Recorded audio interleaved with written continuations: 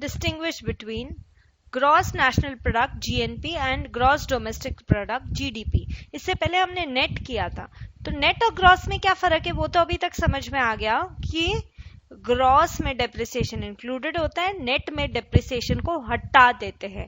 तो इसमें minus depreciation करके कुछ मत कर देना फॉर्मूला में, क्योंकि ये ग्रॉस है. Okay, so gross national product is equal to what, CIG तो है, होता ही है, plus exports minus imports plus R minus P that net income from investments abroad, क्योंकि नेशनल है.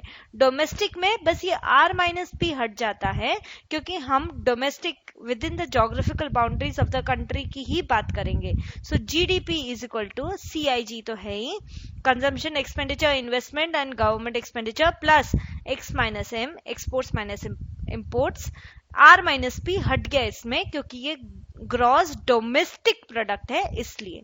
Second point, GNP refers to gross money value of final goods and services produced in the country within one accounting year plus net income from abroad. इसमें net income from abroad R minus P भी consider होगा क्योंकि gross national product है. Depreciation की बात ही मत करना, minus depreciation, net नहीं है. Okay, next, GDP refers to gross money value of final goods and services produced within the country during one accounting year. Okay, and abroad से income की तो स्पेस ही नहीं क्योंकि डोमेस्टिक है.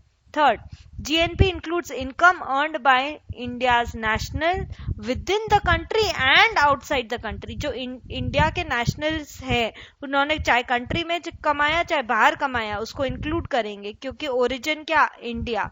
सो GDP does not include income earn from Indian nationals outside the country. Gross domestic है ना तो outside the country consider नहीं करेंगे. Next, if net income from abroad is positive तो ग्रॉस नेशनल प्रोडक्ट को ग्रॉस डोमेस्टिक प्रोडक्ट से ज्यादा होना ही पड़ेगा. यदि R minus P that is net income from investments abroad positive है तो GNP is greater than GDP. If net income from abroad is positive, then GDP is less than GNP.